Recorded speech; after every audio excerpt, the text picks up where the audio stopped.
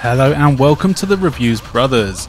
We are back looking at hidden gems for the PlayStation 1, and this time we're on the letter J, which was a lot harder than I thought. However, I've managed to track down 10 games that will bring some joy and jubilee, and maybe a couple that need just a bit of justification. Now, how about I shut the hell up, you press that subscribe button, and we take a look at some games. Let's start with Jackie Chan's Stuntmaster. This is a beat 'em up like Streets of Rage and Final Fight. You play as the one and only Jackie Chan and have to rescue your grandfather who's been kidnapped. Or is that granddad napped? Guffaw. After giving you a mysterious package. So you set off to get him back in the only way that Jackie Chan can, with lots of punching, kicking and flipping over stuff. Everything here has a proper Jackie Chan feel to it, with nothing being taken seriously. The cutscenes here are all really well done and have some great action and comedy in them. The graphics here are kind of strange with the odd proportioned characters, but it works well.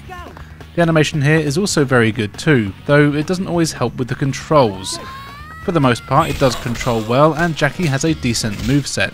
You can punch and kick, and using different combinations of those two buttons you can do new combos, and you can also grab and throw enemies. As it's Jackie Chan, the scenery is often used too.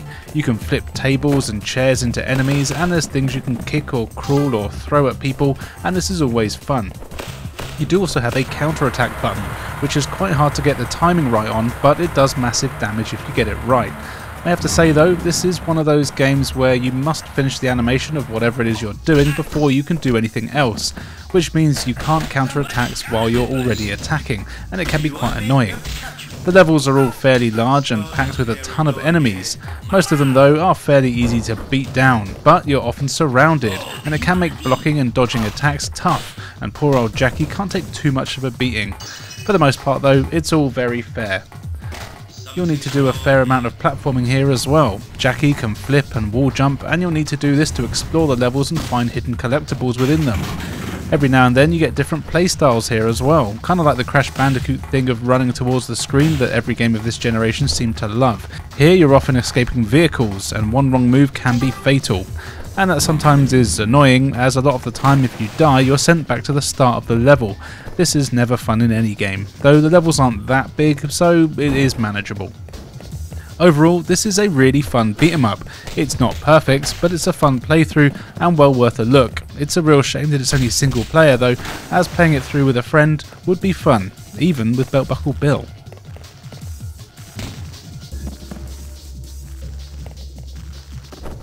The fighting game for letter J is Jojo's Bizarre Adventure from Capcom. This is a one-on-one fighting game that I believe follows the story of a crazy-ass anime series, though I've never seen it, so you never know.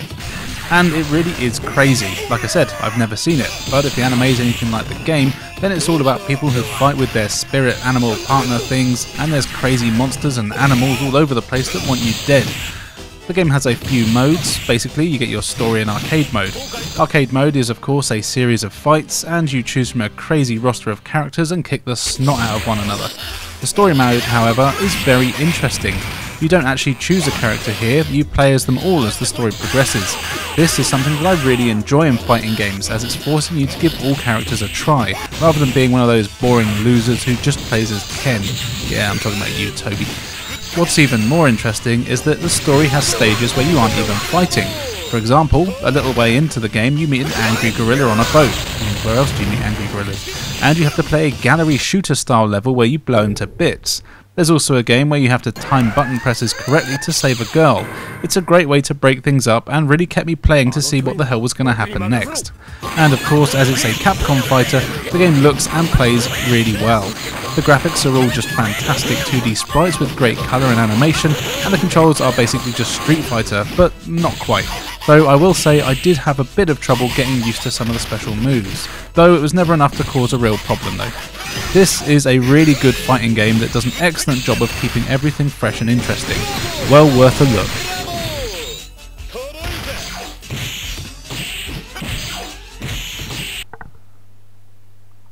Over to Japan now for Jailbreakers, a first-person adventure game where you have to try to break out of jail. Who'd have thought? It's set in the future, so you've been thrown in the clink for wearing sexy future clothes but not having any jiggle physics. So you have to explore your cell and you'll quickly find that the door is open and you'll meet other people that are trying to give you items to get further into the prison so you can help them escape. And I'm assuming they tell you stuff that's useful too, but all the text is in Japanese, which is a little bit annoying. What is interesting though is that all the voice acting is in English, so I'm assuming this was meant to come across the pond at some point but never did. Unless it just has a different name over here and I haven't found that out. Now, this game is more of a puzzle game than an action game, and you'll spend most of your time exploring similar looking environments, looking for items and clues to help you escape the prison. You'll need to craft items in special rooms and hope that the evil robots and prison guards don't catch you. If they do, it's pretty much instant death. This is a very slow paced game, but it does work well. And what's nice is that even though everything is all in Japanese, I still actually managed to get pretty far, and I'm probably going to pick up from where I left off. Graphically, it's all fine, there's a few jagged edges as you'd expect from the PS1, and the character models are all quite basic with little to no animation, and they tend to just stand around in their cells. There are robots and stuff like that will hunt you down, and these are actually pretty cool to look at.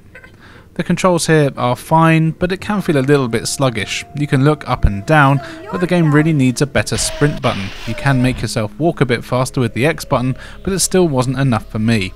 Though, to be fair, none of the environments are particularly large, so you'll be able to get around them quickly. If you like slower paced adventure games, then this is a bit of fun.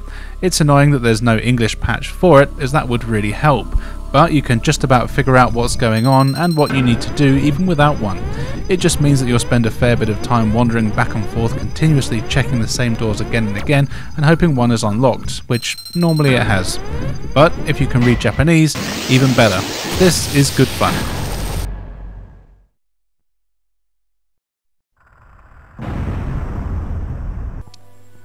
If you want a faster paced 3D adventure, then check out Jersey Devil. You are indeed the Jersey Devil in this spooky themed 3D platform game, and you have to stop the evil Dr. Knarf, who has created an army of mutated vegetables, because that's pretty damn evil. Of course, to do this you need to break boxes, collect pumpkins and spell the evil doctor's name in order to open doors. The Jersey Devil can run, jump and glide, as well as punch enemies to defeat them. You explore some quite large levels that can take a while to get through, as there's a fair few puzzle elements thrown in for good measure, like needing to push crates around and to find switches, etc. Also, there's a ton of very tricky platforming sections here too. These are mainly hard thanks to the dodgy gliding mechanics and crappy camera though. The gliding is a real pain, as it's mapped to a different button to the jump button, so it just doesn't feel natural to do. Also, when you use it, you actually stop in mid-air for a second and then start to glide, but it means you hardly get any distance out of it. Thankfully, you do have a shadow which comes in very handy when you're trying to land on small platforms. Also, as mentioned, the camera is pretty annoying. It's not the worst though. For the most part, it does a half-decent job of keeping up with you. Thankfully, you can control it with the shoulder buttons, but it moves so damn slowly it's infuriating, and I often took damage or fell down a hole that I didn't even know existed because the camera took too long to swing around. This doesn't make the game unplayable though, and in fact, it's actually quite fun. I've always had a soft spot for games with a Halloween or spooky aesthetic, and this one really fits the bill. The controls are fine, other than the gliding, and the graphics are actually pretty good. There's some great animated bits in here too that really help set up the story. While it's by no means the best platforming game on the system, it is a bit of fun and would be great to crack out on Halloween.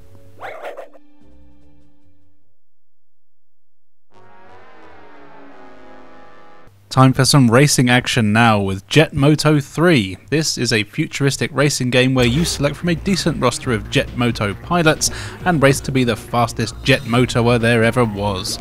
As you'd expect from a game of this era, each character has a ton of tood and are actually quite bland, but that's okay, it's all about the racing. Now, what exactly is a Moto? Well, it's basically a future jet ski that doesn't need water and it hovers. And boy are they fast and tricky to control when you first get started. You choose from a few game modes, which are your usual championships, arcade modes and time trials. And of course, if you're one of those people that has friends, you can even play this with one of those. Then you choose a cup or course and you set out to race, and it's actually a lot of fun once you've had a little bit of practice. The game's got a really good sense of speed, and at first it can seem very confusing as you fly around all over the place, but it doesn't take long to learn the best way to control your speed and actually turning quite well. So far, I've never come in less than 3rd place in a race, but then don't forget, I am amazing. The courses themselves have a great variety to them, and you'll be racing in cities, canyons, arctic tundras, wet jungles and more. They all look really good and often have multiple routes, shortcuts and obstacles to keep an eye out for. This really helps to keep things fresh. Controlling your Moto is good, but can be a bit twitchy. As mentioned, you do move really fast, but cornering is good and you can use the shoulder buttons to make tighter turns, which is very handy. You also have a boost that refills after each lap. You'll be using this a lot. As you're moving very fast, you'll often find yourself jumping miles into the air, and you'll need to adjust the angle of your landing to make sure you don't faceplant into a mountain. If you do mess up or you hit an obstacle while at top speed, you'll go flying off your vehicle and lose valuable time and positions. Graphically, I really like how this game looks. There's a ton of variety and detail, and surprisingly there's very little texture warping here, and the game even has a decent draw distance, though there were times on larger open areas where I really didn't know where the hell I was meant to be going. Thankfully, the minimap in the top corner helped, and you do get an arrow pointing the way, so there really is no excuse for me getting lost. Overall, this is a very solid racing game. It's a little generic and the characters are instantly forgettable, but the actual racing is good and would be a good one to play with friends. There's also, of course, 1 and 2 to check out, but I haven't played those, but I'm assuming they're okay.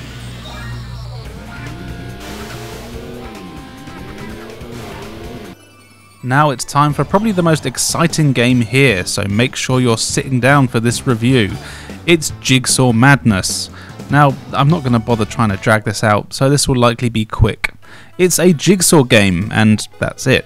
You choose from a ton of different jigsaws, and then you just have to see how quickly you can complete each one.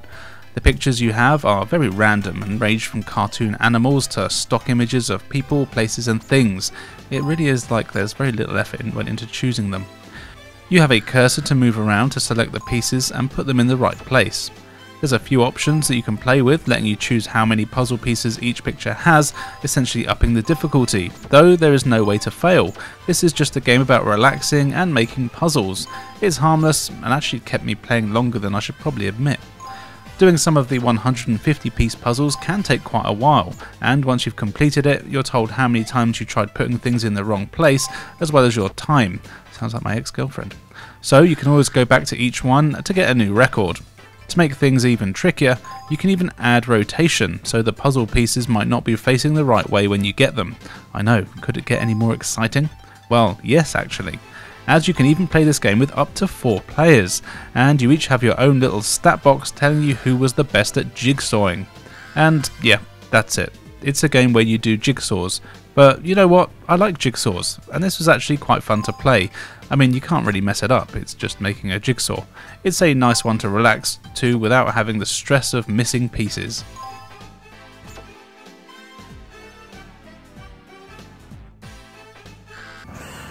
If you prefer demons with your puzzles, then you might be interested in Juggernaught.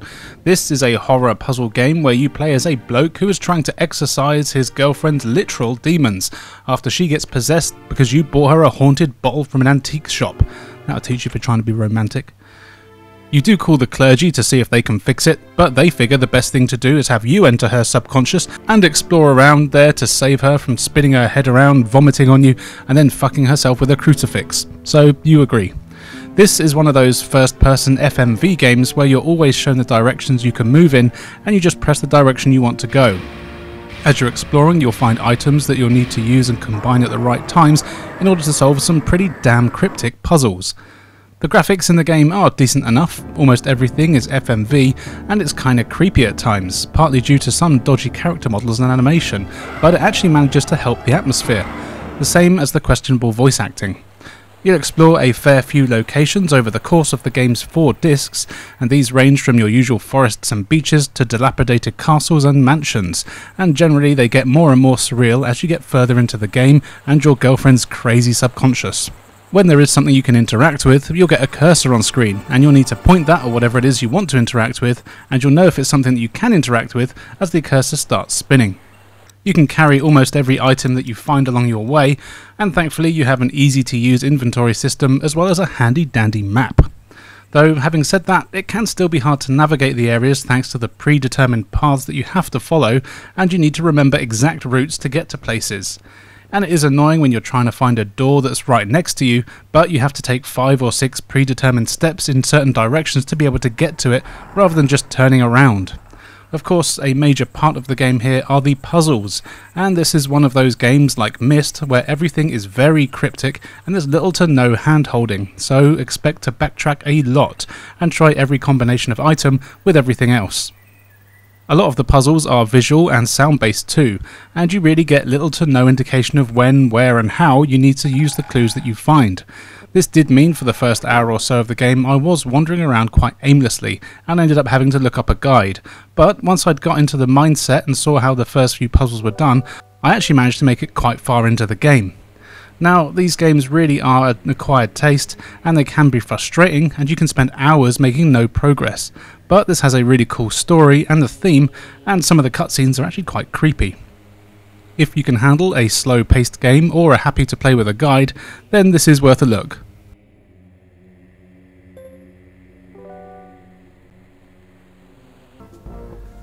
One for the kids now with Jumpstart Wildlife Safari Field Trip.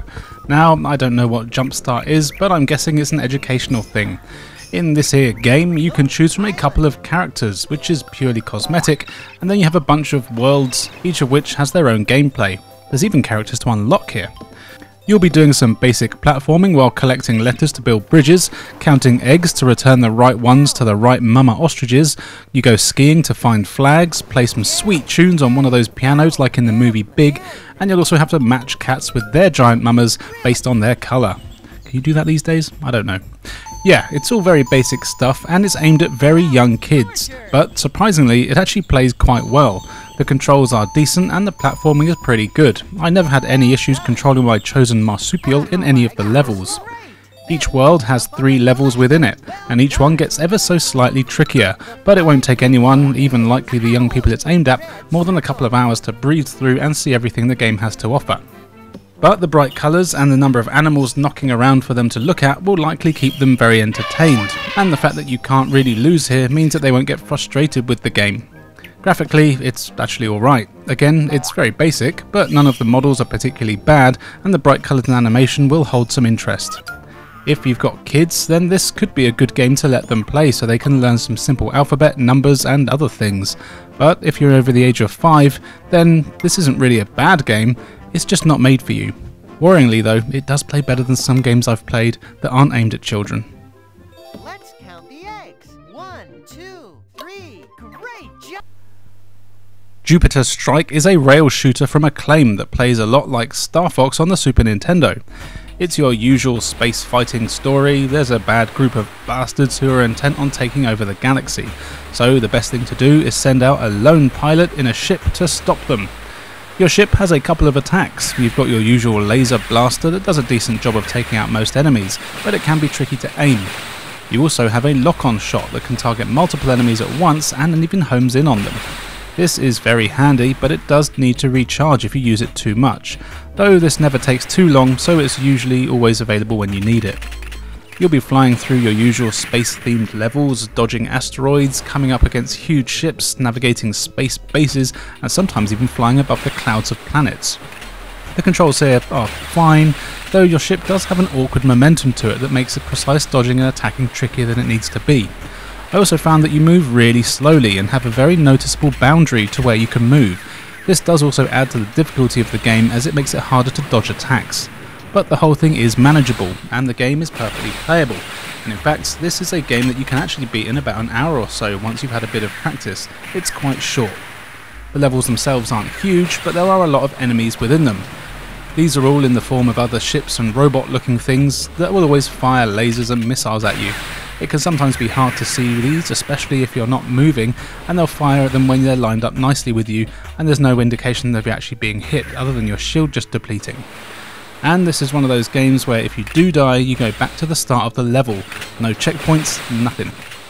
The game looks okay. It's very similar to Star Fox on the SNES, but with better frame rate and a bit more detail, though I do have to say it doesn't quite control as well as that, which isn't ideal, but it's Acclaim, what do you expect? But none of that makes this a bad game. It can still provide a bit of entertainment. It was a budget game at release, and I've read that it was less than $10 when it was first released in the States, and that's a very good deal. It's a nice short playthrough that's a little slow, but does have some nice boss fights and some surprisingly good music too. If you like space shooters, this should keep you entertained for an hour or so.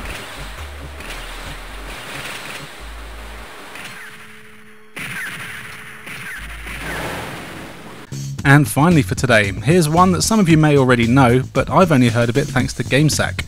This is Jumping Flash, a 3D platform game where you play as a jumping rabbit spaceship thing called a Robbit, which is nice. There is a story here that isn't too important, but basically an evil bloke has started breaking planets into smaller pieces and selling them off as resorts. So you have to hop around them collecting stuff and shooting other stuff, so he stops being a profit-hungry bastard. The game is a very early one for the system, and the main aim was to show off some of the 3D capabilities, and amazingly it actually holds up really well to this day. It's packed with colourful levels that are quite small but work quite well. The things you need to collect are hidden decently in the levels, and they're more designed to be vertical than horizontal, so you'll be doing a lot of jumping. Your Robbit can jump really high and even double jump. The camera automatically adjusts depending on your height to let you see where you're going to land, and thankfully you always have a shadow so you can be accurate. The levels are packed with enemies too, but luckily you have a few weapons that you can use. You've got a laser that has unlimited ammo, and you can pick up missiles, bombs and other items that do massive damage. Once you've gotten all the items you need on a stage, you're told to head to the exit, and then you can go on to the next one. Every few stages you then have a boss. These are actually already fun to fight, and some of them get quite tricky. Controlling the game is easy and it works well. The only thing I didn't really like was having to use the shoulder buttons to aim up and down, but this is pretty common in the PS1 games and I'm getting kinda used to it now. But it never really feels natural. You do get used to it though.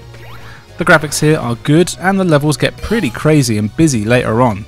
There are a few dips in frame rate here and there when it all gets a bit much for the poor old PlayStation, but it's never enough to take away from the gameplay. This is a pretty simple but really fun game that even got a couple of sequels. I haven't tried those out yet, but if they keep this same type of gameplay, then I can imagine they're both pretty fun to play too. Give this a go if you like your 3D platform games. So there you go, 10 games you may not know about for the PS1, starting with the letter J. It was a trickier letter to find games for than I thought, if I'm honest, which you may be able to tell. So please do let me know any that I may have missed in the comments below. On screen now you can see where you can follow us, so why not do so? We've got loads of great content for everyone to enjoy. Now, all that's left for me to say is thank you for joining us, and we'll see you next time.